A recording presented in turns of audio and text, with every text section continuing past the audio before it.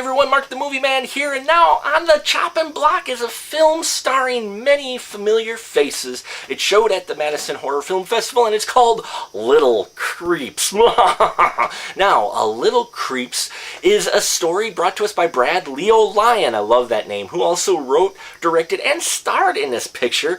It's about a professor named Vern Drake, who is obsessed with finding the Demonicron, this book that's supposed to open up the gates of hell, right? Well, he eventually comes across the book, but he has trouble translating it. He can only translate about half the book, and he ends up summoning 3 half-sized demons, hence the Little Creeps. Though they do his bidding, and he sends them out to exact some revenge on the fellow professors who have ridiculed him for his belief in the Demonicron, as well as just to create some havoc on campus that wasn't alcohol-induced. Folks, Little Creeps is a lot of fun. Now, you got a great number of familiar stars in here. First off, the legendary Robert Z'Dar is in this film, carrying a great British accent as one of the antagonizing professors, the ones that pick on Vern Drake. His Professor Cordell is a lot of fun to watch, and yes, he never breaks his accent in that throughout this entire film, unlike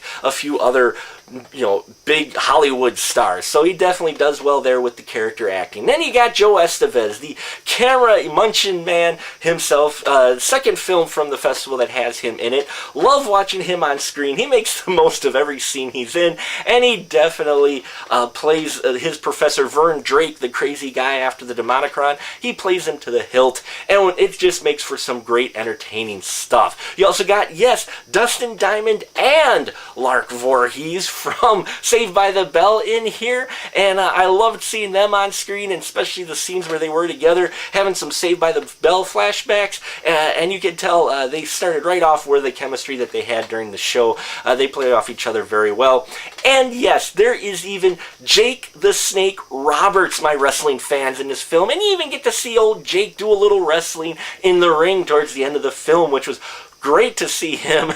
He's still got the scary-ass voice, and he still could intimidate me, that's for sure, if he was in the same room. So definitely, you got a great group of familiar faces with a fun script. This is a comedy horror, folks. Yes, there is gore, and there is some gratuitous TNA in there, and a scene with the Red Devil, played by Jim Decker, who was also at the festival. And that scene, yeah, it was a little interesting scene with him while he's in the girl's shower, where there is the gratuitous nudity. So there is that element in here. It didn't add too much to the movie, but you've got to sell the film some way, right? As Robert said in his interview.